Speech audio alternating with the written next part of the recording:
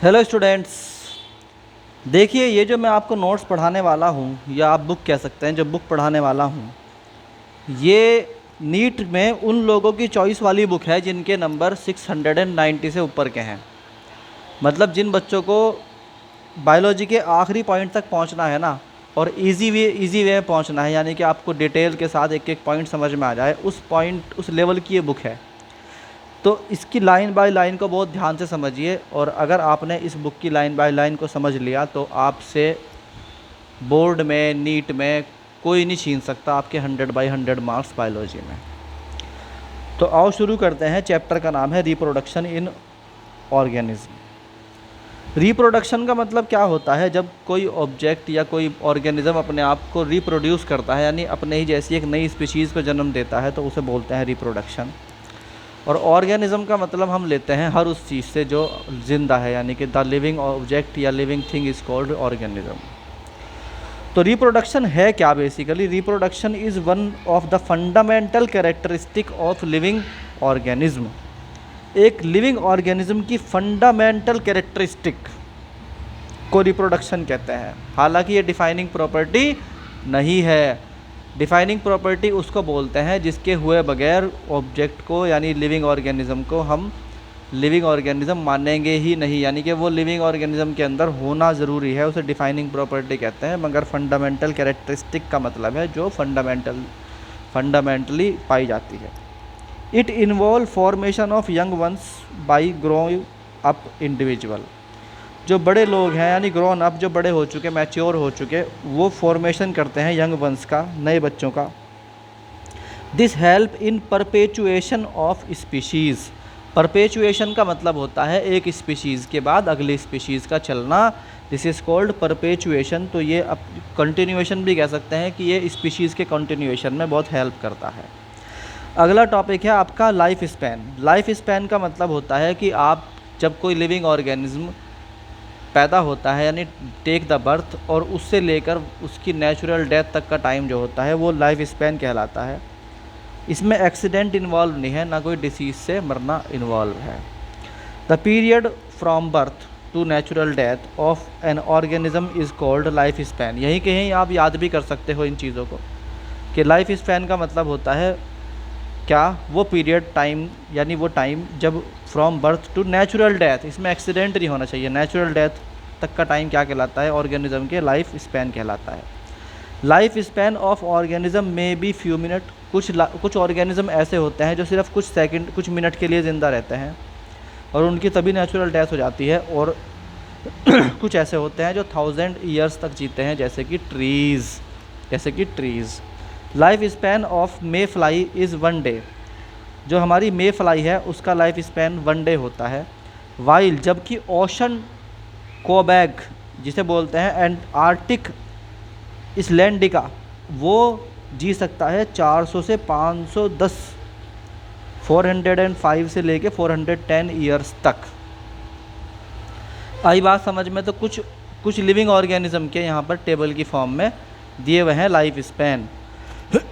Life span कुछ micro organism हैं, वो फ्यू मिनट्स जीते हैं बस, और फ्यू आवर तक, यानी कि बहुत से ऐसे हैं जो सिर्फ कुछ मिनट से कुछ आवर तक जिएंगे। इनको नाम नहीं दिया उसने, सिर्फ सम ऑर्गेनिज्म कह के ख़त्म कर दिया। मे फ्लाई 1 डे जीती है, यानी उसका जो मैक्सिमम लाइफ स्पैन है 1 डे है। सिकाडा का है 1 डे, बटरफ्लाई का है 1 to 2 वीक, और फ्रूट फ्लाई का है 1 मंथ। राइस प्लांट का है 4 मंथ, वीट प्लांट का है 5 मंथ, रैट का है 4 ईयर्स, रोज़ बुश का है 10 ईयर्स, और रैबिट का है 10 ईयर्स, और क्राउ का है 15 ईयर्स, और काऊ का है 25 ईयर्स, और बनाना ट्री का है 25 ईयर्स, और मंकी का है 26 ईयर, और डॉग जीता है 20 ईयर्स। इसी तरह कैट 30 ईयर जी सकती है। वेल का लाइफ स्पैन जो होता है maximum, that is 37 year. Horse का है 35 ईयर्स, क्रोकोडाइल 60 ईयर्स, एलिफेंट 60 से लेके 75 ईयर्स, ये लगभग ह्यूमन के आसपास है। Elephant 90 years. तो अगर आपसे कोई पूछता है कि भाई हमारे आसपास, ईगल 90 ईयर्स, कि ह्यूमन के सबसे पास में किसका लाइफ स्पैन है, तो याद कर लो एलिफेंट और ईगल का। मैन 100 ईयर्स माना गया है, वैसे ऊपर नीचे हो सकता है। पैरट 140 ईयर, टॉर्टॉइज 100 से लेके 150 ईयर, कोई फिश का 200 year, banyan tree that is banyan tree का होता है 200 to 300 ईयर, 200 to 300 ईयर्स, और पीपल का होता है 2000 to 3000 ईयर, और स्क्वाया का होता है 3000 to 4000 ईयर, जिसको हम जनरली रेड वुड ट्री भी कहते हैं। लेरिया ट्राइडेंटाटा ये वो जीता है 11300 ईयर्स तक जीता है, और लेमेंशिया टेस्मेनिका ये होता है 43000 ईयर्स। आई बात समझ में? तो ये लाइफ स्पैन दिए हैं, यानी कोई भी ऑर्गेनिज्म इनमें से, ये स्पीशीज़ के नाम है, इनमें से कौन सी स्पीशीज़ जो है वो कितने साल, कितने मिनट या कितने आवर जीती है, ये आपने पूरी की पूरी लिस्ट को पढ़ लिया। ठीक है, तो लाइफ स्पैन बेसिकली जो है ऑर्गेनिज्म का होता क्या है। Life span of organism usually include 4 stage. इसके अंदर 4 स्टेज होती हैं, यानी किसी भी ऑर्गेनिज्म के जीवन में 4 ऐसे काल आएंगे, 4 ऐसे पीरियड आएंगे, 4 ऐसी स्टेज आएंगी जो हम उन्हें अलग अलग देख सकते हैं। पहला पीरियड होता है जुवेनिलिटी का। जुवेनिलिटी बेसिकली कहते हैं उस टाइम पीरियड को जब तक कोई भी ऑर्गेनिज्म रिप्रोडक्शन के लायक नहीं होता, यानी वो अपनी न्यू जनरेशन को पैदा नहीं कर सकता सेक्सुअल या एसेक्सुअल रिप्रोडक्शन के द्वारा, यानी जब तक उसके अंदर सेक्स करने की या सेक्सुअल रिप्रोडक्शन करने की कैपेसिटी पैदा नहीं हुई। This is called juvenility period. During this stage, इस स्टेज में during this stage organism develop capacity reproduce, तो इस दौरान वो रिप्रोड्यूस नहीं कर सकता, मगर हम कहते हैं कि इस दौरान वो अपने अंदर रिप्रोडक्शन की कैपेसिटी पैदा कर रहा है। ठीक है, डेवलप कर रहा है। दूसरा स्टेज होता है मैच्योरिटी का स्टेज। मैच्योरिटी बेसिकली होती है रिप्रोडक्शन बिगिन दिस स्टेज, अब यहाँ से रिप्रोडक्शन स्टार्ट हो गया, यानी कि हम मैच्योर उसको कहते हैं जो रिप्रोडक्शन कर सकता है, जो सेक्स कर सकता है, जो बच्चे पैदा कर सकता है, उसको हम मैच्योर कहते हैं। तीसरा होता है एजिंग या सेनिसेंस, जिसे कहते हैं बुढ़ापा, यानी कि जब बाल सफ़ेद होने लगें, जब थकने लगे आदमी, थोड़ा टाइम जो है अब अब वो डाउन की तरफ जा रहा है, यानी कि डिक्लाइलेशन की तरफ को जा रहा है, that is called ageing and senescence.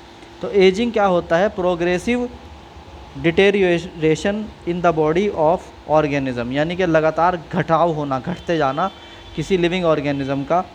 The terminal irreversible stage of ageing is called senescence, यानी कि बेसिकली क्या होता है कि जो टर्मिनल इरिवर्सिबल स्टेज होती है, यानी कि अब ग्रोथ तो होगी नहीं, अब तो वापसी की तरफ को है, यानी कि लगातार जो है वो इरिवर्सिबल, क्या बताया उसने, स्टेज ऑफ एजिंग। एजिंग का मतलब होता है आपकी एज बढ़ने के जो सिम्टम्स हैं वो आना, यानी कि आपके अंदर ग्रोथ नहीं है, बाल सफ़ेद होने लगे और थकाव होने लगी, और ऑर्गेनिज्म जो है अब वो अपनी ग्रोथ नहीं कर रहा, हर चीज़ की कैपेसिटी डाउन होती जा रही है, जिसे सेनिसेंस बोलते हैं, यानी एक तरीके से एक वर्ड में आप बोलो तो बुढ़ापा। ठीक, और फाइनली बुढ़ापे के बाद क्या आती है? डेथ आती है। और डेथ क्या है? Basically the senescence finally lead to that, जब सेनिसेंस ख़त्म होता है, यानी कि बुढ़ापा ख़त्म होता है, तो डेथ आ जाती है। मतलब हुआ क्या इस बात का?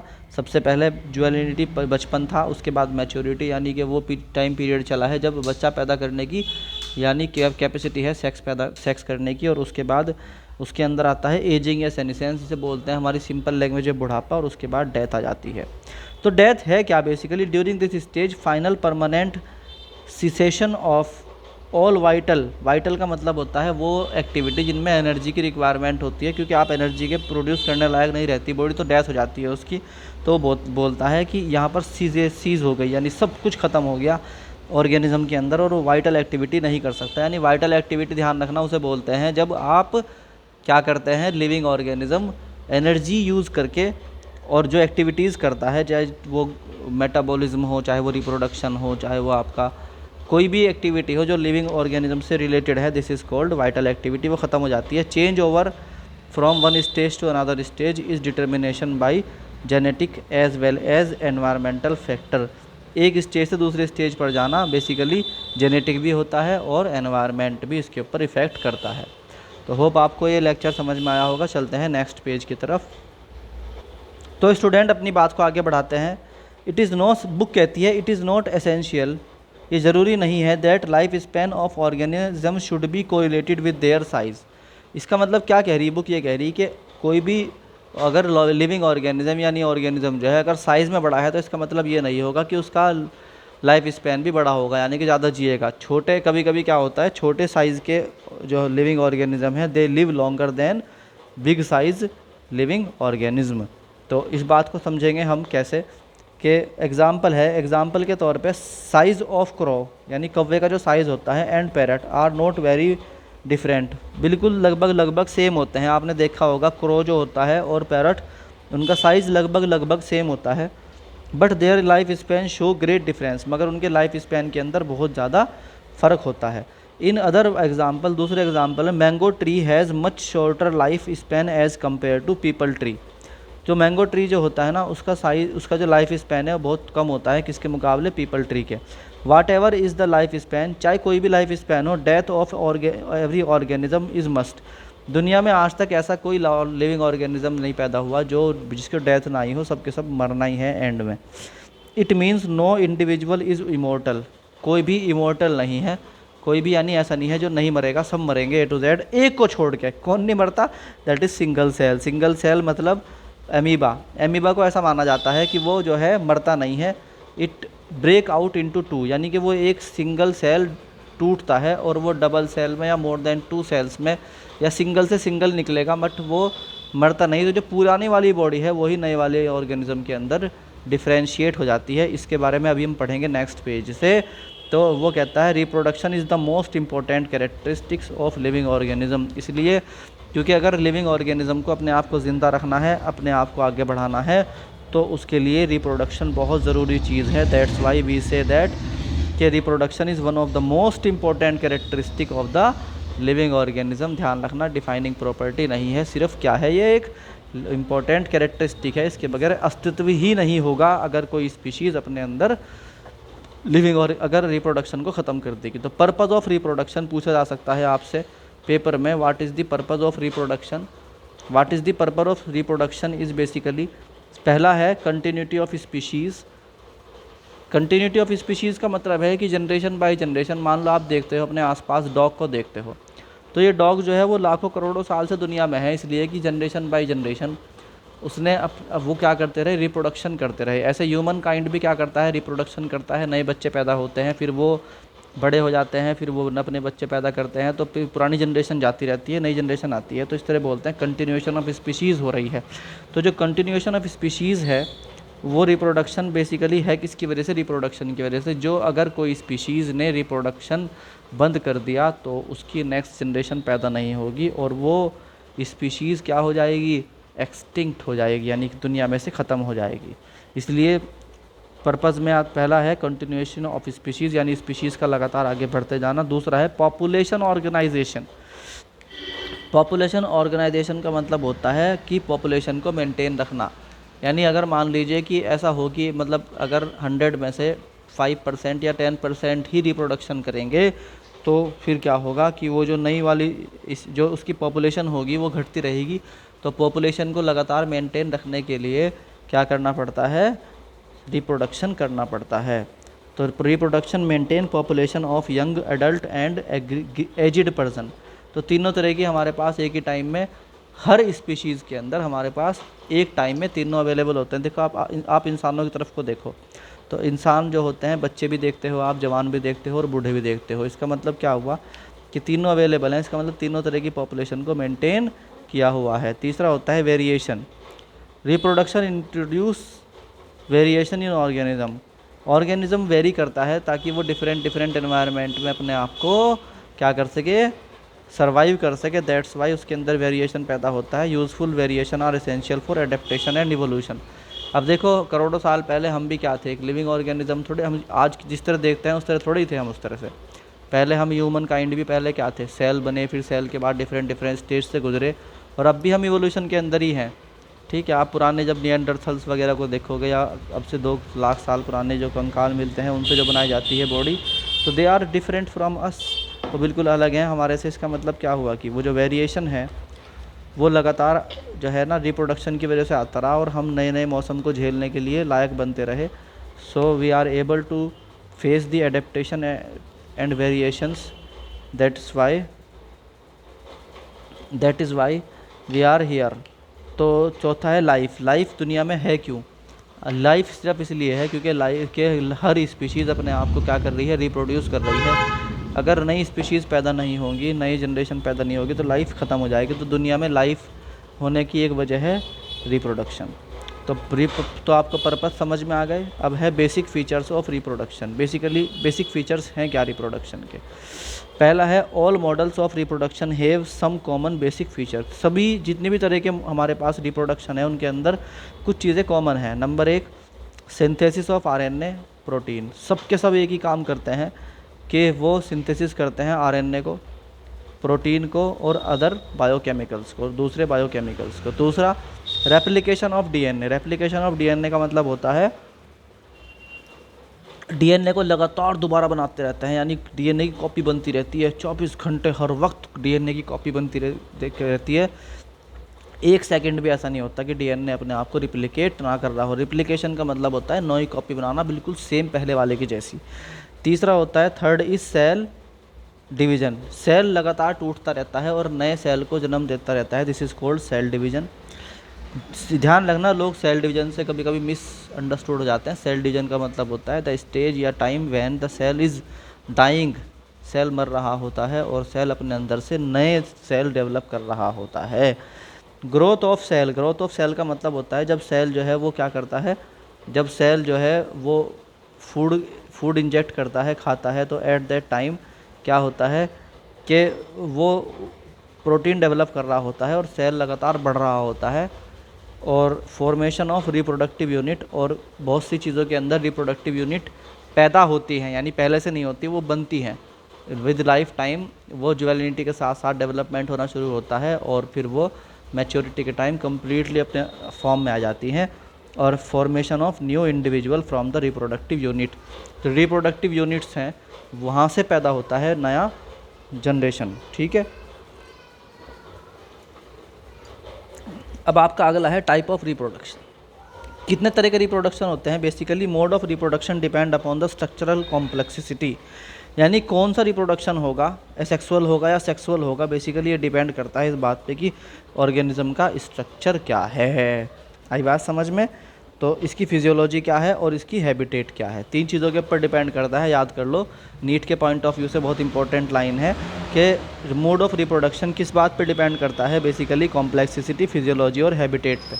हम लोग अक्सर में क्या करते हैं, मेन पॉइंट्स याद करते हैं। जैसे फॉर एग्जांपल बच्चे क्या करते हैं भाई, वो याद कर लेंगे, क्या बोलते हैं उसको, कि जी कितने तरह के रिप्रोडक्शन की डेफिनेशन याद कर ली, फिर उसके बाद टाइप्स ऑफ रिप्रोडक्शन याद कर लिया, मगर वो डिटेल्स में नहीं जाते। जबकि क्वेश्चन वो ऐसी जगह से पूछते हैं ताकि उनको पता रहे कि बच्चे ने ध्यान से पढ़ा था कि नहीं पढ़ा था। तो बच्चों समझ में आई बात, ध्यान से पढ़ना है। तो बेसिकली अगर आपसे कोई पूछता है कि मोड ऑफ रिप्रोडक्शन किस किस बात पे डिपेंड करता है, यानी कोई ऑर्गेनिज्म जो है वो सेक्सुअल रिप्रोडक्शन करेगा या असेक्सुअल करेगा, तो वो 3 चीज़ों पे डिपेंड करता है, कॉम्प्लेक्सिटी, फिजियोलॉजी एंड हैबिटेट। समझ में आई बात। It is of 2 types. ये बेसिकली 2 तरह का होता है, एसेक्सुअल और सेक्सुअल। तो एसेक्सुअल रिप्रोडक्शन क्या होता है, आ जाओ समझ लो। Asexual reproduction when the offspring are produced by single parent without the involvement of gametic fusion. अब देखो मेरी बात सुनो ध्यान से। गैमेटिक फ्यूज़न का मतलब होता है जब दो जो है ना अलग अलग जो है मेल और फीमेल, या 2 अलग अलग ऑर्गेनिज्म क्या करते हैं, वो आपस में एक दूसरे के साथ अपने हाफ सेल्स को क्या करते हैं, ऐड करते हैं और फिर उसके बाद जोड़ते हैं। देखो बात को समझ लो कैसे। मतलब देखो, हमारा जो सेल होता है बेसिकली वो क्या होता है, उसके अंदर जोड़ा होता है। क्या होता है, बेसिकली उसके अंदर जोड़ा होता है। किसका जोड़ा होता है, क्रोमोसोम्स का। तो हम कहते हैं कि हमारे पास जो भी क्रोमोसोम है वो 2n की फॉर्म में है। ध्यान रखना, किसकी फॉर्म में है, 2n की फॉर्म में है। n इधर है लाइन के और n इधर है, ऐसे समझ लो आप। ठीक है, इसी तरीके से दूसरा भी हमारे पास क्या होता है। अब मान लो मैं आपको एग्जांपल के तौर पे ह्यूमन का ही समझा रहा हूँ। तो ह्यूमन के पास जो है 46 क्रोमोसोम होते हैं। तो यहाँ जो मेल है, मान लो मेल जो हमारा मेल है उसके पास भी 2n यानी कि 46 हैं। 2n का मतलब यहाँ 46 ले लो, क्या ले लो, 46 ले लो। और यहाँ पर फीमेल जो है हमारी फीमेल, उसके पास भी कितने हैं, 2n ही हैं, यानी यहाँ भी 46 ले लो। तो यहाँ पे क्या होता है, मेल के अंदर एक चीज़ होती है दैट इज़ कॉल्ड टेस्टिस। क्या बोलते हैं उसको, टेस्टिस बोलते हैं, टेस्टिस। और यहाँ पर जो है फेलोपियन ट्यूब होती है। ठीक है, तो ये क्या करती है बेसिकली, ये ना इस सेल को तोड़ती रहती है। तो वो तोड़ के क्या करेगी, आधा आधा सेल डेवलप कर देगी, यानी बीच में से ऐसे तोड़ दिया। ठीक है, ये भी फीमेल क्या करती है, अपने सेल को तोड़ती रहती है बीच में से। तो अब ये जो सेल बचे ये हाफ सेल्स हैं एक तरह से, है ना। क्रोमोसोम के पॉइंट ऑफ से देखो तो ये एक हाफ सेल है, बट ये इंडिपेंडेंट हो जाते हैं एक दूसरे से, यानी कि अब इनका एक दूसरे से कोई मतलब नहीं है।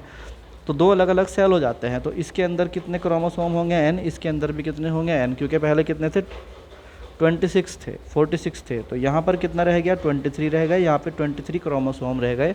ये फादर के क्रोमोसोम है मेल के। इसी तरह वुमन के अंदर जो है ना वहाँ पर भी n और वहाँ पर भी n, तो यहाँ भी 23 किस क्या होगा क्रोमोसोम, यहाँ भी क्या होगा 23 क्रोमोसोम होगा। अब क्या होता है कि ये जो क्रोमोसोम है मेल का, ये बेसिकली बन जाता है क्या, स्पर्म बन जाता है, ठीक है। और ये स्पर्म असल में 23 क्रोमोसोम लिए हुए है, जिसे हम एन भी कह सकते हैं। और इधर से एक ओवम बन जाता है, उसके अंदर भी एन जो है वो क्रोमोसोम है, यानी कि 23 हैं। तो अब ये जो स्पर्म होता है ये इस ओवम को, इसे ओवम कहते हैं हाफ सेल को, ये इस पे जाके जो है ना क्या करता है, टक्कर मारता है और वो इसके साथ मिक्स हो जाता है। जब वो इसके साथ मिक्स होगा तो एक नया सेल डेवलपमेंट में आएगा। उस सेल के अंदर अगेन क्या होंगे 23 मेल और 23 फीमेल के, यानी कुल मिला के 23 + 23 दैट इज़ 46 अगेन आपके पास, यानी n + n that is 2n आपके पास क्रोमोसोम हो गए। तो ये फिर से एक हैप्लॉइड सेल बन गया, हैप्लॉइड कहते हैं इसको, डिप्लॉइड सेल बन गया। तो डिप्लॉइड और हैप्लॉइड बताऊंगा बाद में, फिलहाल ये समझ लो कि 2n वाला सेल बन गया। तो अगेन एक कंप्लीट सेल बन गया। तो ये जो बीच में ना ये आपस में मिले थे, इसकी पहली स्टेज को गैमेट बोलते हैं, गैमेट फॉर्मेशन। गैमेट का मतलब होता है दो हाफ सेल्स का, यानी दो जो है हैप्लॉइड सेल्स का आपस में मिलना, और फिर वो मिलके जो है वो एक गैमेट बना देना। फिर वो गैमेट जो है वो नई जनरेशन को, ये नई जनरेशन है, नया सेल बन गया है। तो यहाँ से ना इस तरीके से हमारे से ह्यूमन बॉडी के अंदर होता है। तो वो इस तरीके से बता रहा कि जो है जब ऑफ स्प्रिंग ये सब प्रोसेस ना करें, जब ये ऑफ स्प्रिंग ये सारी प्रोसेस जो यहाँ पर हुई है ये ना करें, यानी ये पूरी प्रोसेस ना करें, बल्कि क्या करें, समझो बात को, समझो ध्यान से, करें क्या फिर। ये तो मैंने सेक्सुअल रिप्रोडक्शन समझा दिया आपको। देखो जब एक सेल है 2n है उसके अंदर, और वो अपने अंदर से दो सेल निकालता है, एक इधर एक इधर, और दोनों 2n के ही होते हैं, यानी कि उनके अंदर आधा आधा नहीं बटे, बल्कि क्रोमोसोम एज इट इज़ दूसरों के अंदर आ गए। तो यहाँ पर ना कोई सेकंड मदर नहीं आया, यहाँ पर सिंगल पेरेंट है, यहाँ पर सिंगल पेरेंट ने ही जन्म दे दिया है किसको, नए वाले बच्चे को, यानी नए वाले ऑर्गेनिज्म को। तो ये दोनों बिल्कुल आइडेंटिकल हैं टू देयर मदर। ये जो न्यू वंस हैं, ये जो यंग वंस हैं, यंग है ना, ये क्या है आइडेंटिकल हैं। क्या है बच्चों, ये आइडेंटिकल हैं टू द पेरेंट, किसको, पेरेंट को आइडेंटिकल है, बिल्कुल ऐसे ही। और आइडेंटिकल सिर्फ देखने में नहीं है, ये मतलब ये देखने में आइडेंटिकल नहीं है, बल्कि ये दोनों तरीके से मॉर्फोलॉजिकली भी हैं, यानी देखने में भी हैं, मॉर्फोलॉजिकली भी सेम है, एंड दूसरी बात क्या होती है, जेनेटिकली भी सेम है, यानी इनके जीन्स में भी कोई फ़र्क नहीं होता है, बिल्कुल सेम टू सेम होते हैं। आई बात समझ में। तो ये आपका था। तो इस तरह का इस तरह का रिप्रोडक्शन जिसके अंदर कोई मेल फीमेल वाला मैटर नहीं होता, बल्कि अपने आप खुद सिंगल पेरेंट ही नए जो है वो स्पीशीज़ को, ऑर्गेनिज्म को जन्म दे देता है, that is called asexual reproduction. इसमें जो ऑफ स्प्रिंग होंगे are not similar to another but also exact copies of their parent, यानी बिल्कुल सेम टू सेम कॉपी होती है। जैसे ह्यूमन काइंड के अंदर आप समझो, तो ह्यूमन काइंड के अंदर जो बच्चे होते हैं हमारे, वो इंसान के बच्चे थोड़े बहुत सिमिलर होते हैं देखने में, आधे मदर जैसे हैं, आधे फादर जैसे हैं, कुछ कैरेक्टर मदर जैसे हैं उनके, कुछ फादर जैसे हैं, कुछ एनिमल्स के अंदर ये वाली बात होती है। मगर जो एसेक्सुअल रिप्रोडक्शन के थ्रू पैदा होता है ना कोई भी ऑर्गेनिज्म, वो एग्जैक्टली सेम होता है, एग्जैक्टली सेम, यानी उसके अंदर कोई जो है जेनेटिकली भी सेम होगा और मॉर्फोलॉजिकली भी सेम होगा। आई बात समझ में आपको। तो मैं आपको ये बता रहा था कि भाई आपके जो आपका एसेक्सुअल रिप्रोडक्शन होगा उसके अंदर बिल्कुल सेम ऑफ स्प्रिंग पैदा होगा। आई बात समझ में। ऑफ स्प्रिंग बिल्कुल एज इट इज़ पैदा होगा जैसे पेरेंट्स थे। इसको अच्छी तरीके से इस बात को नोट कर लीजिए, क्योंकि यही तो भाई बस पढ़ा रहा हूँ ना मैं चैप्टर, आपको इतना बेसिक से पढ़ा रहा हूँ, इतने बेसिक से पढ़ा रहा हूँ। मैं आपको एक बात बता रहा हूँ कि मुझे कई लोगों ने बताया कि इससे top book all over India NEET या बोर्ड लेवल पे है ही नहीं। मैं आपको वाली बुक पढ़ा रहा हूँ, वाली नोट्स पढ़ा रहा हूँ, समझ में आई बात। तो खैर, such group morphological and genetically. Morphological मतलब होता है बाहर से देखने में जब आप किसी ऑब्जेक्ट को सिर्फ देख कर ऑब्जर्व करते हैं, दैट इज़ कॉल्ड मॉर्फोलॉजी। तो आप मॉर्फोलॉजिकली एंड जेनेटिकली, जेनेटिक का मतलब होता है अंदर से भी, यानी कि उसके जीन्स भी सेम हैं, बाहर से देखने में भी सेम है, और वो मॉर्फोलॉजिकली और जेनेटिकली अंदर से जीन भी सेम है। तो इस तरह का जो रिप्रोडक्शन होता है जो सिंगल पेरेंट करता है, that is called asexual reproduction. और उससे बनने वाले नए यंग वन इंडिविजुअल को बोलते हैं क्लोन। क्लोन का मतलब होता है बिल्कुल अपने पेरेंट जैसा, अंदर से भी और बाहर से भी, जो कि ह्यूमन कभी नहीं हो सकता। कैरेक्टरिस्टिक ऑफ एसेक्सुअल रिप्रोडक्शन, कौन कौन सी कैरेक्टरिस्टिक्स हैं सेक्सुअल रिप्रोडक्शन की? A single parent involve, single parent होता है, इसको यूनिपेरेंटल बोलते हैं। दूसरा, gamete are not form, gamete नहीं बनते। नो फर्टिलाइजेशन, ना कोई फर्टिलाइजेशन होगा। Sexual reproduction is also called agamogenesis, यानी कि इसके अंदर गैमेट नहीं बोलेंगे, that is why this is agamogenesis, और ए गैमोजेनी भी कहते हैं। There is only mitotic division, सिर्फ माइटोटिक डिवीजन होता है, मियोटिक डिवीजन नहीं होता। माइटोटिक और मियोटिक डिवीजन क्या होता है बहुत डिटेल में बता रखा है पहले, और आगे देख लेना, समझा दूंगा जब कंडीशन आएगी। फिलहाल समझो कि माइटोटिक डिवीजन और मियोटिक डिवीजन दो तरह के डिवीजन होते हैं, जिनमें सेल्स को आधे यानी 2n को n में कन्वर्ट होना पड़ता है। इतनी बात समझ लो कि जहाँ पर 2n को, जैसे यहाँ पर हुआ था ना, जैसे यहाँ पे 2n को n में कन्वर्ट होना पड़ा, इस वाले को बोलते हैं मियोटिक डिवीजन, ठीक है। और जहाँ पर 2n से 2n बन गया था, जहाँ पे 2n से डायरेक्ट 2n बन गया था, जहाँ पे 2n से डायरेक्ट 2n, यानी कि वहाँ पर जोड़ा का जोड़ा जो कि तू रहा एज इट इज़ रहा, दैट इज़ कॉल्ड माइटोटिक, ठीक है। आई बात समझ में? तो हम कहते हैं कि यहाँ पर माइटोटिक डिवीजन होता है। माइटोटिक डिवीजन यानी कि माइटोटिक का मतलब होता है यहाँ पर माइटोटिक डिवीजन हुआ, यानी कि बिल्कुल, यानी कि 2n था तो नए वाले 2n में ही पैदा हुए, बीच में कोई भी n वाली स्टेज नहीं आई है। तो इसी का मतलब क्या हुआ, अगर 2n वाला था यानी 46 वाला था तो 46 वाला ही नया बनेगा, इसमें 23 वाले नहीं बनेंगे बीच में, पहले 43 से 43 वाले बनेंगे, 23 वाला नहीं बनेगा। तो एज इट इज़ पैदा हो जाना, that is called mitotic cell division होता है। Unit of reproduction is made of one और more somatic cell. Somatic cell का मतलब होता है बच्चों वही सेल जिसमें 2n यानी कि जोड़ा का जोड़ा रहे जिसके अंदर, ठीक है। सोमेटिक सेल मतलब वही का वही जिसमें जोड़ा का जोड़ा हो, क्रोमोसोम का 2n का 2n रहे, इसमें 2n का n नहीं होगा। Asexual reproduction hence somatic somatogenic reproduction कहलाता है, क्योंकि इसके अंदर सोमेटिक सेल से सोमेटिक सेल डेवलप हो जाता है। देखो सोमेटिक सेल कहते हैं 2n वाले को जिसके अंदर जोड़ा हो, इसके अंदर 2n से 2n पैदा हो जाता है, इसमें n तक पहुंचने की कंडीशन ही नहीं आती कि हाफ हाफ में डिवाइड नहीं होता, that is why this is called somatogenic reproduction. बात समझ में आई? Daughter organism are genetically identical to their parents, यानी कि जो उनके डॉटर होंगे they are genetically identical to their parents. और मल्टीप्लिकेशन होकर रैपिडली, बहुत तेज़ी के साथ ये अपने क्या करते हैं, कॉपी बनाते हैं, यानी कि एक जो है वो 100 50 बना लेगा बहुत तेज़ी के साथ, मल्टीप्लिकेशन होता है, ठीक है नहीं है। और जैसे ह्यूमन या एनिमल्स के अंदर होता है ना कि उसको 9 महीने लगते हैं डेवलप करने में अपने बेबी को, या इस तरह की जो चीज़ें होती हैं, इसके अंदर ऐसा नहीं होता, ये तो तुरंत धड़ धड़ बहुत तेज़ी के साथ कर लेते हैं। ऑक्यूरेंस मतलब कहाँ पाया जाता है, कहाँ होता है sexual reproduction?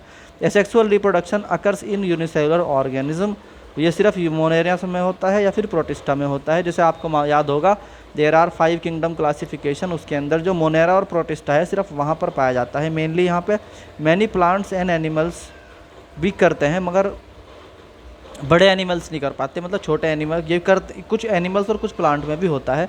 It is absence in vertebrate and higher invertebrate. अब याद रखना जो वर्टिब्रेट हैं जिनके अंदर वर्टिब्रल कॉलम है, जैसे ह्यूमन के अंदर पीछे एक हड्डी होती है ना, रीढ़ की हड्डी, उसको बोलते हैं क्या, अंदर जो उसके होता है उसे बोलते हैं वर्टिब्रल कॉलम। तो जो वर्टिब्रेट होते हैं उनके अंदर, और हायर इनवर्टिब्रेट, जो इनवर्टिब्रेट जिनके अंदर कमर रीढ़ की हड्डी तो होती नहीं, बट दे आर, मगर वो होते हैं बड़े इनवर्टिब्रेट, उनके अंदर जो है वो क्या होता है, बिल्कुल नहीं होता। यानी कि ये वर्टिब्रेट्स में नहीं होगा एसेक्सुअल रिप्रोडक्शन, और हायर इनवर्टिब्रेट में नहीं होगा। अगर नहीं होगा इसका मतलब वर्टिब्रेट हो या हायर इनवर्टिब्रेट हो, वो वे क्या करते हैं, सेक्सुअल रिप्रोडक्शन करते हैं। Zoospores and conidia are the most common method of asexual reproduction in the several algae and fungus. Algae और फंगस में ज़ूस्पोर्स बनते हैं और कडिंग बनता है और कोनिडिया बनता है। ये कॉमन है किसके अंदर, एल्गी और फंगस में। ध्यान रखना, एल्गी और फंगस बेसिकली जो रिप्रोडक्शन करेगा, एसेक्सुअल रिप्रोडक्शन करेगा, बेसिकली वो ज़ूस्पोर्स के थ्रू करेगा या कॉनिडिया बना के करेगा। ये ज़ूस्पोर्स और कॉनिडिया क्या होते हैं, बस कुछ मिनट का वेट कर लो, सब कुछ आएगा। ठीक है, तो बर्डिंग होती है और गैम्यूल बनते हैं किसमें, लोअर एनिमल्स के अंदर। अब शुरू हो जाओ, बेसिकली जो मैंने आपको बताया गैम्यूल वैम्यूल और ये सब कुछ आने वाला है। तो असल में अब आ जाओ टाइप्स ऑफ एसेक्सुअल रिप्रोडक्शन पर, यानी कि एसेक्सुअल रिप्रोडक्शन के टाइप कौन कौन से हैं। उनमें सबसे पहला टाइप है फिजन। कौन सा टाइप है बच्चों, फिजन। ये लैटिन वर्ड है और फिजन आया है बेसिकली फिसस से। किससे आया है, फिसस। फिसस का मतलब क्लेफ्ट, क्लेफ्ट का मतलब बीच में से दो हिस्से हो जाना। आई बात समझ में। दिस इज द डिवीजन का मतलब मैंने पहले ही बताया था कि जब कोई सेल नए सेल को जन्म दे रहा हो, that is called division. Division का मतलब सिर्फ दो हिस्सों में टूटना नहीं होता, बल्कि इसका मतलब ये भी होता है कि एक सेल नए सेल को जन्म देने के लिए अपने आप को समाप्त कर रहा है, अपने आप को ख़त्म कर रहा है। This is the division of parent body. Parent की बॉडी का खात्मा हो रहा है, ख़त्म हो जाना, हिस्सों में टूट जाना। इनटू 2 और मोर डॉटर, 2 भी हो सकते हैं और 2 से ज़्यादा भी हो सकते हैं, मगर ध्यान रखना डिवीजन में कंप्लीटली डिस्ट्रॉय हो जाएगा, अपने आप को ख़त्म कर लेगा कौन, पेरेंट। ठीक, और सिंगल होगा क्योंकि एसेक्सुअल रिप्रोडक्शन का एग्जाम्पल है। आइडेंटिकल टू देयर पेरेंट्स, यानी कि अपने बिल्कुल अपने फादर यानी अपने पेरेंट जैसे बनेंगे, बिल्कुल सेम टू सेम। वो पहले हम डिस्कस कर चुके, बहुत लंबी बात कि वो जेनेटिकली और मॉर्फोलॉजिकली सेम होंगे, क्योंकि ये एग्जाम्पल चल रहा है एसेक्सुअल रिप्रोडक्शन का, जिसमें क्लोन बनते हैं। फिजन का मतलब बताया मैंने, क्लेफ्ट यानी बीच में से 2 हिस्से हो जाना या 2 से ज़्यादा हिस्से हो जाना। Fission can occur by binary fission, multiple fission और प्लाज्मोटॉमी। इसमें 3 तरह का होता है बेसिकली। फिजन बाइनरी भी हो सकता है। बाइनरी का मतलब होता है जब एक ही सेल 2 सेल्स में टूट जाता है, that is called binary fission. Multiple fission होता है यानी कि एक से ज़्यादा में टूट जाना, और ऐसा ही एक प्लाज्मोटॉमी होता है जो मैं आगे जाके आपको बताऊंगा। तो यहाँ समझो पहला हेडिंग है इसके अंदर बाइनरी फिजन। बाइनरी फिजन क्या होता है बच्चों, ध्यान से समझो। बाइनरी फिजन का मतलब क्या होता है, ध्यान से समझो।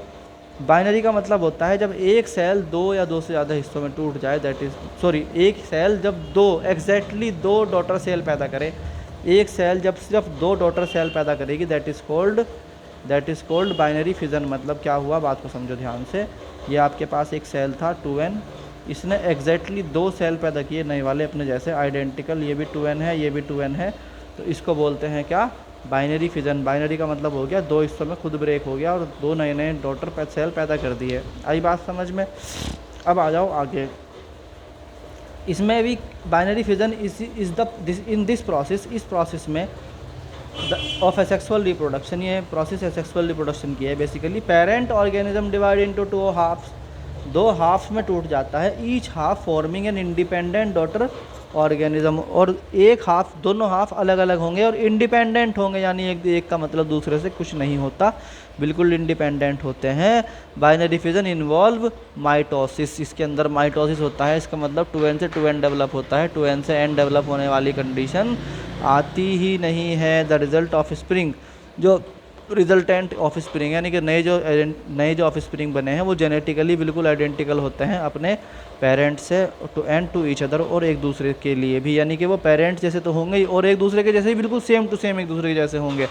Depending upon the plane of division, कि आपने काटा कहाँ से है सेल को, वर्टिकल काट दिया, हॉरिजॉन्टल काट दिया या रेडियल काट दिया, उसके हिसाब से फिजन जो होता है वो बेसिकली कई तरह का होता है। Number 1 simple binary fission. Simple binary fission के अंदर होता है बेसिकली से कहीं से भी काट दो, जैसे कि आपने अमरूद लिया या कोई बॉल ली गोल और उसे कहीं से भी काट दो आप, कोई फ़र्क नहीं पड़ता, बस यह है कि दोनों हिस्से बराबर होने चाहिए, that is called simple binary fission.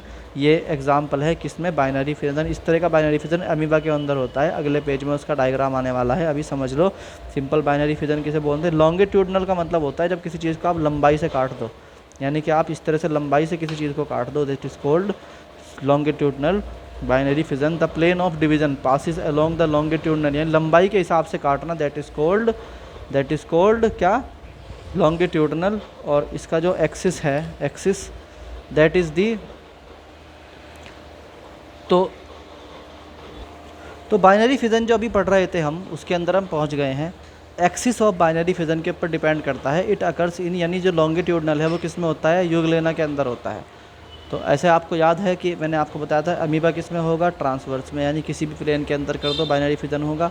और ये जो होगा बेसिकली ये किस में होगा, यूग्लेना के अंदर होगा। आई बात समझ में। तो flagellum divide first followed by the body. अब आ जाओ फटाफट इसके अंदर कि ये होता कैसे है। तो हम बता रहे हैं कि ये इरेगुलर बाइनरी फिजन है, यानी कि कैसा भी हो सकता है, it can be any kind of type, ठीक। तो ये किसी भी तरह का हो सकता है बेसिकली। तो ये जो है आपका आ गया है सबसे पहले इसके अंदर बेसिकली इट इज़ दी, देखो यहाँ पर आ जाओ फटाफट। ये एक अमीबा है, अमीबा का इंटरफेस है, यानी कि अभी ये डेवलपमेंट स्टार्ट हो चुकी है नए फेज़ के लिए। यहाँ पर क्या है बेसिकली एक न्यूक्लियस है और ये हाईलाइन एरिया है इसके चारों तरफ का, न्यूक्लियस के चारों तरफ का। सेंट्रल वैक्यूल जो है यानी कॉन्ट्रैक्टाइल वैक्यूल है, एक बीच में खाली जगह होती है, that is called contractile vacuole. अब यहाँ से बीच में डिवीज़न स्टार्ट हो चुका, यहाँ से डिवीज़न जो स्टार्ट हो चुका इसके अंदर आपका प्रोफेस स्टार्ट हो चुका, यानी कि डीएनए जो है, जो इसका डीएनए है दैट स्टार्टेड रेप्लिकेटिंग, और वो लंबा होना शुरू हो गया, ऐसे लंबी लाइन में कन्वर्ट होना शुरू हो गया। उसके बाद वो डेप्लिकेट हो जाता है और वो दो हिस्सों में टूट जाता है। एक ऊपर वाली लाइन दिखाई दे रही होगी आपको, एक नीचे वाली लाइन दिखाई दे रही होगी। देखो यहाँ ध्यान से देखो, ठीक है, यहाँ पे दिखाई दे रही है आपको, दो लाइंस हो गई है। This is called metaphase. अब यहाँ पे क्या होगा, एनाफेज। एनाफेज में क्या होगा कि ये जो जेनेटिक मटेरियल जो अलग अलग हुआ था ये ऊपर चला जाएगा और ये नीचे चला जाएगा। यहाँ पे 2n, यहाँ पे 2n हो गई बेसिकल, दिस इज़ कॉल्ड एनाफेज। अब ये सेंट्रल वैक्यूल के साथ साथ दो अलग अलग न्यूक्लियस बन गए, एक न्यूक्लियस ऊपर वाले में, एक न्यूक्लियस नीचे वाले में, दैट इज़ कॉल्ड टेलोफेज। और अब ये दोनों ब्रेक हो गए, बिल्कुल नए एमीबा बन गए, नए एमीबा बन गए। इसका मतलब बिल्कुल अपने पेरेंट्स के आइडेंटिकल एमीबा फॉर्म हो चुके हैं। और ये क्या कहलाता है बच्चों, this is called your simple binary fission. ये सिंपल बाइनरी फिजन का एग्जांपल था। अब दूसरा है, मैंने आपको बताया था longitudinal binary fission. Longitudinal binary fission basically कहाँ होता है, ये यूग्लिना के अंदर होता है। ये यूग्लिना का स्ट्रक्चर बना के दे रखा है। यूग्लिना का स्ट्रक्चर जिनको नहीं पता वो पहले समझ लें यूग्लिना होता क्या है। यूग्लिना एक सिंगल सेल होता है, ये एक सिंगल सेल ऑर्गेनिज्म है जो बेसिकली यूकैरियोटिक होता है, प्रोकैरियोटिक नहीं होता। और ये प्रोटिस्टा किंगडम के अंदर आता है। इसके अंदर होता है एक फ्लैजिला निकला हुआ, ऐसे लंबा सा पूंछ निकली हुई होती है, वो जहाँ पे अटकी हुई होती है, अंदर चिपकी हुई होती है, that is called basal body. और ये एक न्यूक्लियस होता है इसके अंदर, और ये फ्लैजिला इसकी है ही। तो ये बीच में से यहाँ से टूटना शुरू होता है, ऊपर में से दो हिस्से हो जाते हैं इसके। आई बात समझ में। तो यानी कि बेसल बॉडी भी दो बन गई, फ्लैजिला भी दो बनते हैं। सबसे पहले इसके अंदर दो फ्लैजिला, दो बेसल बॉडी बनते हैं, और नीचे जो न्यूक्लियस है वो दो हिस्सों में टूटना शुरू हो चुका। और फाइनली ये अपने नीचे, अब ये नीचे तक पहुंच जाता है, डिवाइड हो जाता है, इसके अंदर इस तरह गड्ढा बन जाता है, और फाइनली ये यहाँ से भी टूट जाता है। और ये क्या बन जाता है, ये बेसिकली दो हो जाते हैं यहाँ से टूटने के बाद। तो ये बोलते हैं लॉन्गिट्यूडनल बाइनरी फिजन इन दी यूग्लिना। ठीक है, बात समझ में आई। अगला टॉपिक है हमारा इसके अंदर, इसी के अंदर थर्ड टाइप है, that is transverse binary fission.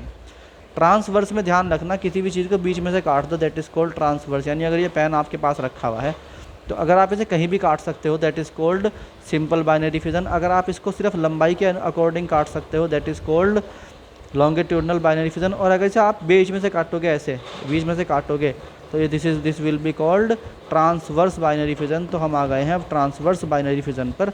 और ट्रांसवर्स बाइनरी फिजन बेसिकली क्या होता है, plane of division runs along the transverse axis. Transverse का मतलब बीच में से कटती है।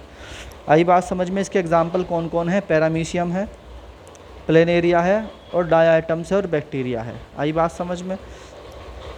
तो बेसिकली ये होता क्या है, ये होता है एंटीरियर, यानी यहाँ पर आ जाओ, फटाफट आ जाओ। एक पैरामीशियम का एक एग्जांपल समझाया जा रहा है। पैरामीशियम में होता क्या है, एक ऊपर एंटीरियर कॉन्ट्रैक्टाइल वैक्यूल होता है। कॉन्ट्रैक्टाइल वैक्यूल का मतलब खाली जगह होती है। एक क्या होती है बच्चों, ये खाली जगह होती है, और इस खाली जगह में बेसिकली आपका जो है ये क्या है, एक खाली जगह को बोलते हैं एंटीरियर कॉन्ट्रैक्टाइल वैक्यूल। और बीच में होते हैं pores of new contractile vacuole, नए नए कॉन्ट्रैक्टाइल वैक्यूल बनने शुरू हो गए। और पोस्टीरियर कॉन्ट्रैक्टाइल वैक्यूल, एक आगे का कॉन्ट्रैक्टाइल वैक्यूल होगा, एक पीछे का होगा। जो पीछे का होगा उसे बोल लेंगे पोस्टीरियर, जो आगे का उसे बोल लेंगे एंटीरियर। दो बीच में होते हैं। अब इसमें क्या हुआ, जो बीच में न्यूक्लियस था इसका, ये जो न्यूक्लियस था, तो इसमें शुरू हो जाती है क्या, डिवीज़न शुरू हो जाता है, यानी लंबे खींचने शुरू हो जाते हैं। लंबे खींचने शुरू हुए इसका मतलब दोनों साइड चले जाएंगे। इसका जो बेसिकली मैक्रो न्यूक्लियस बोलते हैं, मैक्रो न्यूक्लियस यानी बड़ा न्यूक्लियस टूटना शुरू हो जाता है बाई एमाइटोसिस, दो हिस्सों में टूटना शुरू हो गया। और सब कुछ दो हिस्सों में टूटना शुरू हो गया। इससे कॉन्ट्रैक्टाइल वैक्यूल भी ऊपर गया, नीचे गया, तो इस तरीके से करके जो है सब कुछ अलग अलग हो गया। ये जो था ना इसके अंदर साइटोफेरेंजियल बडिंग, ठीक है ना, ये भी दो हिस्सों में टूट गई, एक ऊपर चली गई, एक नीचे चली गई, और फाइनली ये क्या हुआ, फाइनली ये बीच में से ऐसे लाइन बन जाती है और यहाँ से ग्रूव बन जाता है, इसे ग्रूव बोलते हैं, और फाइनली ये अलग अलग दो नए सेल बन जाते हैं जो कि आइडेंटिकल होते हैं अपने पेरेंट सेल के जैसे। और इसी तरह का एक प्लेन एरिया के अंदर भी होता है। प्लेन एरिया बेसिकली जो गट्स के अंदर पाया जाता है ना, वॉर्म, उसे वो इसका एग्जांपल है plain area. Plain area basically ऐसे होता है, देखने में दो आंखें सी होती हैं, इसकी आइज़ कहते हैं इसको, और पीछे से इसकी वी शेप की भी बॉडी होती है, आगे से इसका हेड होता है। ये बीच में से पतला होना शुरू हो जाता है एक जगह से ऐसे, ठीक है, ये पतला होना शुरू हुआ और यहाँ से इसके दो हिस्से हो जाते हैं। जो आँखें हैं वो ऊपर वाले हिस्से में चली गई और जो नीचे वाला हिस्सा है वो अपनी नई आइज़ डेवलप कर लेगा। This is the example of transverse binary fission in the plain area. बात समझ में आई कि नहीं आई बच्चों? आ गई। अब है oblique binary fission. Oblique binary fission बहुत इंपॉर्टेंट चीज़ है क्योंकि इसके अंदर आपको बहुत कुछ सीखने को मिलेगा। ऑब्लीक का मतलब होता है एक सेंटर में से चीज़ों का अलग अलग होते जाना, यानी कि इसके अंदर सिर्फ क्या डिफरेंस है इसमें और इसमें, क्या डिफरेंस है समझ लो। इसमें क्या हुआ था ना, देखो इसमें जो न्यूक्लियस था इसका लंबा खींच गया था और खींच के क्या होता है ये लंबा होकर फिर बीच में टूट जाता है। इसमें ऐसा नहीं होगा। इसमें बेसिकली क्या होगा, इसमें बहुत डिफरेंट स्ट्रक्चर है, बहुत डिफरेंस है इसके अंदर, समझो ध्यान से। ये होता क्या है, ऑब्लीक बाइनरी फिजन क्या होता है, ऑब्लीक बाइनरी फिजन क्या होता है बेसिकली समझ लो। Oblique binary fission, the plane of division is oblique. Oblique का मतलब समझो, ये इसके बीच में ना एक न्यूक्लियोइड है। न्यूक्लियोइड का मतलब डीएनए की रिंग्स हैं, मान लो आप, है ना। ये बैक्टीरिया है, बैक्टीरिया के अंदर डीएनए की रिंग्स हैं, है ना, वो जो एक्स्ट्रा पड़ी हुई होती हैं उसके अंदर। वैसे तो इसका जेनेटिक मटेरियल हर जगह फैला हुआ होता है, बट कुछ इसके अंदर रिंग्स होती हैं, वो रिंग हैं, है ना। अब ये रिंग जो है ना वो क्या होती है, चूड़ियों की तरह होती हैं, जैसे चूड़ियाँ होती हैं ना फीमेल के हाथ में। ये इस तरह से ना अपने आप को रेप्लिकेट करने लगती है, ना तो ये खींचती, ना ये बड़ी होती, ना ये लंबी होती, बस ये अपने आप को रेप्लिकेट करती है। यानी बिल्कुल दो पैरेलल चूड़ियाँ बन जाएंगी और वो क्या करेंगी, एक दूसरे से दूर हटनी शुरू हो जाएंगी। इसका मैं एग्जांपल समझाता हूँ, एक सेकंड रुको। तो देखो इसके अंदर होता क्या है, मतलब जैसे मान लीजिए कि ये आपका एक डीएनए है, यानी रिंग फॉर्म का एक डीएनए है, रिंग फॉर्म का एक डीएनए है।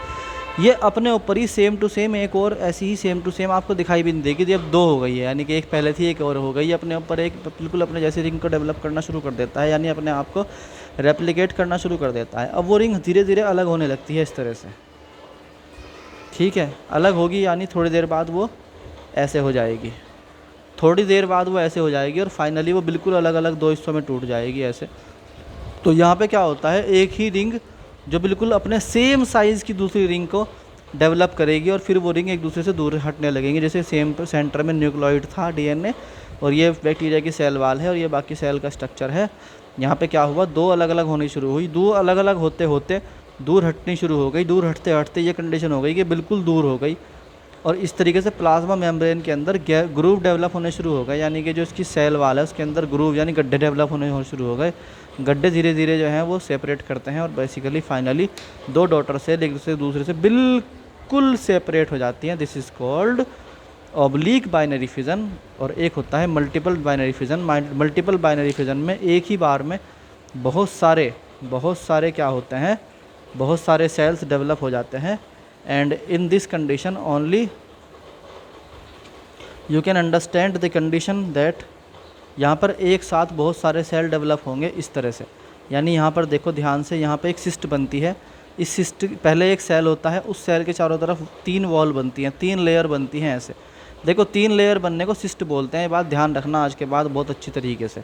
यानी कि जब किसी चीज़ के अंदर 3 लेयर, जब किसी चीज़ के अंदर कितनी लेयर बन सकती हैं, 3 लेयर बन जाती हैं, that is cold cyst, that is cold cyst formation. जब सिस्ट फॉर्मेशन होता है तो उसके बाद वो सिस्ट जो है बड़ी हो जाती है, तो हम बोलते थ्री लेयर्ड सिस्ट। यहाँ पे क्या है, 3 लेयर्ड सिस्ट है।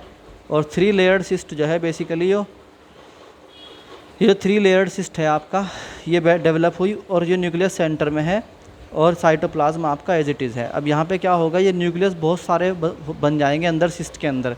यानी पहले एक सेल था उसमें सिस्ट डेवलप हुई, सिस्ट के अंदर बहुत सारे न्यूक्लियस डेवलप हो गए और ये 3 लेयर अब भी जो कि 2 हैं। धीरे धीरे जो है वो सेल जो है, जो ऊपर की सिस्ट की जो ऊपर की 3 लेयर्स थी वो धीरे धीरे ब्रस्ट होने लगती हैं, रैप्चर हो जाती हैं। और रैप्चर होने के बाद ये बहुत सारे छोटे छोटे छोटे छोटे क्या होता है, छोटे छोटे छोटे छोटे सूडोपोडियो स्पोर में टूट जाता है। ये छोटे छोटे पार्ट को सूडोपोडियो स्पोर बोलते हैं और फाइनली छोटे छोटे सेल आपके यहाँ पे डेवलप होने शुरू हो गए, इन्हें बोलते हैं यंग अमीबा। आई बात समझ में? तो ये था बच्चों आपका फिज़न, और नेक्स्ट लेक्चर में हम लेंगे अभी जो है नेक्स्ट लेक्चर में हम लेंगे, अब इससे अगला जो है टॉपिक लेंगे। अब आ जाओ एक और एग्जांपल समझाते हैं आपको मल्टीपल फिज़न इन अमीबा का।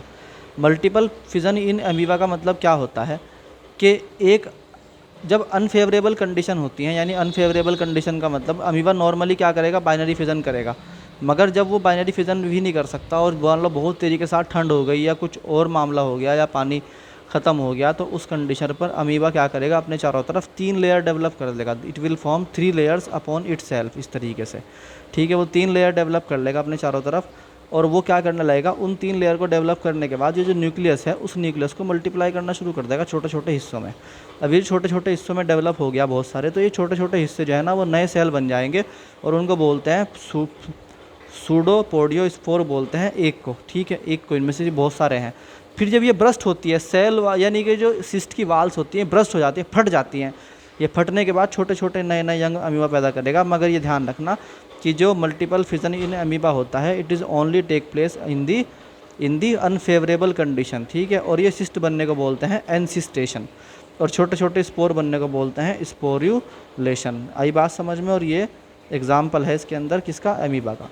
अब आ जाओ, एक है मल्टीपल फिज़न इन अनसिस्टेड अमीबा। ऐसा भी हो सकता है कि सिस्ट ना बने, ऐसा भी होता है कि सिस्ट ना बने, तो इस कंडीशन में एक सिंगल लेयर का ही स्ट्रक्चर डेवलप होगा चारों तरफ, और उसके अंदर छोटे छोटे छोटे छोटे क्या बनेंगे, छोटे छोटे छोटे छोटे न्यूक्लियस जो होंगे वो निकलते रहेंगे एक में से ही। देखो वहाँ पर तो क्या हुआ था, बहुत सारे बन गए थे, यहाँ पर एक सेंट्रल जो न्यूक्लियस है उसके अंदर से छोटे छोटे ब्लॉक बनते रहेंगे। ये ब्लॉक कहलाते हैं क्रोमेटिन ब्लॉक, क्योंकि ये क्रोमोसोमल होते हैं बेसिकली, इसलिए क्रोमेटिन ब्लॉक बोलते हैं इनको।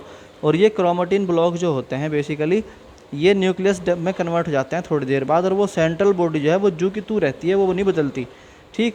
उसके बाद ये जो स्पोर होते हैं उन चारों तरफ वाल डेवलप कर लेते हैं, यानी अपने चारों तरफ लेयर डेवलप कर लेते हैं छोटी छोटी, और उसके बाद ये फूट जाता है, ये जो सेल वाल है रैप्चर हो जाती है पूरी की पूरी, और फाइनली ये एक नया अमीबा डेवलप हो जाता है। ये अनसिस्टेड अमीबा की कंडीशन है। और सिस्ट में और इनसिस्ट में क्या फ़र्क है बताओ? अगर एक लेयर है सिंगल चारों तरफ तो क्या कहलाता है, अनसिस्ट, और अगर 3 लेयर हैं तो क्या कहलाता है, सिस्ट। सिस्ट का मतलब होता है 3 लेयर। हमारे जो बॉडी के अंदर, ह्यूमन बॉडी के अंदर भी सिस्ट बन जाती है, तो हम कहते हैं सिस्ट है या नहीं है। तो सिस्ट की पहचान जब आप डॉक्टर बन जाओगे, नीट क्लियर कर लोगे, MBBS बन जाओगे, तो आपको समझ में आएगा कि जब अगर किसी फोड़े के अंदर या किसी गांठ के अंदर तीन लेयर हैं तो उसे बोलते हैं सिस्ट, और अगर एक लेयर है तो उसे बोलते हैं अनसिस्टेड। और सिस्ट जो होती है बेसिकली वो फर्दर स्टेज होती है उसकी कैंसर। अब एक होता है इसके अंदर मल्टीपल फिज़न इन दी प्लाज्मोडियम, जो मलेरिया का पैरासाइट है, जो मलेरिया बीमारी होती है ना उसका पैरासाइट जो है वो किस तरीके से करता है उसको समझो। द प्लाज्मोडियम जो है ना, जो प्लाज्मोडियम होता है, in plasmodium multiple fission occurs, multiple fission हो जाता है और उसको बोलते हैं शिजोंट। यानी हमारे पास एक सिंगल जो है वो क्या है, एक शिजोंट है। बेसिकली ये RBC होती है। ये कहाँ डेवलप होता है पहले इसको अच्छी तरीके से समझ लो। राउंडेड यूनिसेलुलर स्ट्रक्चर एक सिंगल सेल का स्ट्रक्चर होता है जो ह्यूमन के लीवर के अंदर होता है और RBC के अंदर वहाँ पर डेवलप होता है, उसे शिजोंट बोलते हैं। क्या बोलते हैं? शिजोंट। ये बेसिकली कहाँ में कन्वर्ट हो जाता है, एज वेल एज oocyst, और oocyst के अंदर तो present over stomach of female Anopheles, जो मच्छर होता है ना, एनोफिलिस मच्छर, उसके अंदर डेवलप होता है।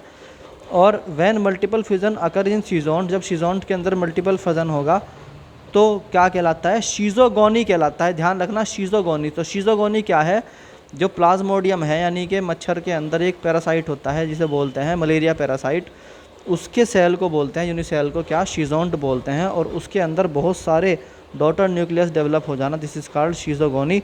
और फिर वहाँ से बहुत सारे छोटे छोटे छोटे छोटे न्यूक्लियस यानी सेल डेवलप हो जाएंगे, और एक टाइम पर होगा कि शिजोंट की वाल रप्चर हो जाएगी, टूट जाएगी, और टूटने के बाद जो वो जो निकाल लेगी सेल, उन छोटे छोटे सेल्स को मीरोजोइट बोलते हैं। ये मीरोजोइट एग्जैक्टली ऐसे ही जो है दोबारा से नए बड़े बड़े सेल बन लेते हैं। इसी तरीके से जो मलेरिया होता है वो हमारी बॉडी के अंदर क्या करता है बच्चों, वो हमारी बॉडी के अंदर इस तरीके से अपने आप को मल्टीप्लाई करता है और हमें नुकसान देता है। आई बात समझ में? ये मल्टीपल फिजन इन प्लाज्मोडियम था। तो ये जो छोटे छोटे जो थे ना, ये छोटे छोटे इन्हें क्या बोलते थे हम, नए सेल जो डेवलप हुए। देखो इसके अंदर शीजोंट था आपका प्लाज्मोडियम के अंदर, यानी जो मलेरिया पैरासाइट है उसका नाम बोलते हैं प्लाज्मोडियम। उसके अंदर डॉटर न्यूक्लियस डेवलप हुई थी, फिर छोटे छोटे जो न्यूक्लियस थे वो सेल में कन्वर्ट हो गए, इनको बोलते हैं मीरोजॉइट्स, जो रेप्चर करके वाल को बाहर निकल के आ जाते हैं। अब आ जाओ फटाफट इसमें आगे, इसे बोलते हैं merozoites. The process of multiple fission in oocyst, oocyst के अंदर जो मल्टीपल फिजन होता है, ओसिस्ट का मतलब जो ओसिस्ट ये बनी थी ना पीछे, अभी उसकी बात कर रहे हैं, इस टर्म एज स्पोरोगोनी, उसे बोलते हैं क्या, स्पोरोगोनी। तो बेसिकली जो है the daughter of individual is known as sporozoite, उन्हें स्पोरोजॉइट कहते हैं। तो अब अगर आपसे कोई क्वेश्चन पूछता है, बोर्ड में आता है या नीट के पर्पज़ से भी आप पढ़ सकते हैं, what is the difference between binary and multiple fission, तो आप कह सकते हो बाइनरी फिजन के अंदर बेसिकली सिर्फ 2 डॉटर सेल पैदा होती हैं, मल्टीपल फिजन के अंदर नंबर ऑफ डॉटर सेल पैदा होती हैं। नंबर 2 इस न्यूक्लियस जो होता है वो पेरेंट बॉडी डिवाइड होती है एक बार सिर्फ, और उसके बाद नहीं होता। इसमें न्यूक्लियस कई बार डिवाइड होता है रिपीटेडली। इसमें बाइनरी फिजन में नो रेजिड्यू लेफ्ट, कुछ नहीं बचता, जो ख़त्म हो गया तो ख़त्म हो गया। इसके अंदर सेल वाल वगैरह वगैरह बहुत कुछ बच जाता है। मल्टीपल फिजन में रेजिड्यू बच जाता है, क्योंकि सेल वाल तो कहीं नहीं गई, सेल वाल तो वहीं के वहीं है। बहुत सारा जो होगा सेल का मटेरियल भी ख़त्म, भी वहीं के वहीं रह जाएगा, क्योंकि नए सेल जो है वो भाग जाते हैं निकल निकल के। देखो यहाँ पे एग्जांपल देखो, जैसे यहाँ पे ये सेल निकल निकल के भाग रहे थे, जो बाकी का साइटोप्लाज्म और सेल वाले वो तो रह गई ना एज इट इज़ ही। तो इस तरह यहाँ पे बहुत सारा मटेरियल रह जाता है। तो it occurs only during favourable condition, जब अच्छी कंडीशन होगी तभी ये डेवलप होगा। कौन सा, बाइनरी फिजन। और ये कब होता है, इट बेसिकली जब अनफेवरेबल कंडीशन होती है। तो बेसिकली क्या होता है, प्लाज्मोडियम डेवलप होता है, मगर अनफेवरेबल कंडीशन कौन करता है, अमीबा। यानी कि ये तो बाइनरी फिजन तो सिर्फ कब होगा, फेवरेबल कंडीशन में होगा। वो फेवरेबल में भी हो सकता है, अनफेवरेबल में भी हो सकता है। अगर आपसे कोई पूछता है मल्टीपल फिजन का एग्जाम्पल बताओ फेवरेबल का, तो आप बताओगे प्लाज्मोडियम है, और अनफेवरेबल का पूछो तो आप बता दो अमीबा है।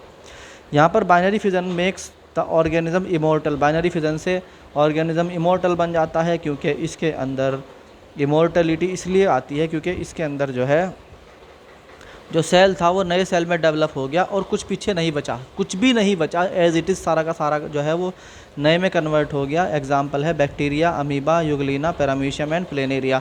इसके अंदर क्योंकि रेजिड्यू रह जाता है इसलिए इमोर्टिलिटी इसके अंदर नहीं होती।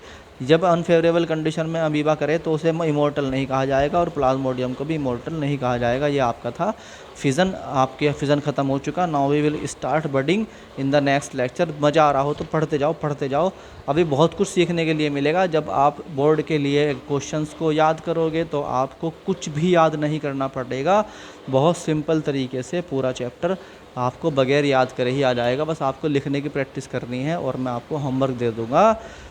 तो बच्चों ये था आपका। अब मैं बताता हूँ आपको, ये वाली बुक पढ़नी हो किसी को, ये वाली बुक पढ़ लो, और आपके पास जो बुक है वो बुक पढ़ लो। जहाँ तक मैंने पढ़ा दिया वहाँ तक पढ़ लो। आपको ऐसा लगेगा जैसे बिल्कुल आसान है, आपको कुछ भी दिक्कत नहीं आने वाली। और मैं एग्ज़ाम जब बोर्ड का टाइम होगा तो उस टाइम पर जो है मैं आपको, यानी बोर्ड का होमवर्क मैं आपको ग्रुप में डालता रहूँगा। बट उसके अलावा भी आप बहुत सारी चीज़ें, मतलब अपनी एक ना एक बुक तो आपको पढ़नी पड़ेगी। कोई ना एक बुक ले लीजिए आप, है ना। सर से पूछ लो, पंकज सर से, वो आपको कोई बुक प्रोवाइड करा देंगे। बायोलॉजी में देखो मेरी बात सुनो, केमिस्ट्री और फिजिक्स में मैं आपको नोट्स दे रहा हूँ, क्वेश्चन दे रहा हूँ, they are enough for the exam. But biology में आपको बुक पढ़नी पड़ेगी। मैं नहीं कहता कि कोई सी बुक पढ़ो, आप जो मर्जी आए वो बुक पढ़ो, मगर पढ़ो। और मेरी जो जहाँ तक मैं पढ़ा देता हूँ लेक्चर्स में, इसके बाद पढ़ो, देखो आपको बहुत मज़ा आएगा। होप आपको लेक्चर समझ में आया होगा। नेक्स्ट लेक्चर से हम बडिंग स्टार्ट करेंगे, और बडिंग को पूरी ही धमाके के साथ पढ़ेंगे, पूरा एक्सप्लेन करके। तो थैंक यू बच्चों, गुड डे।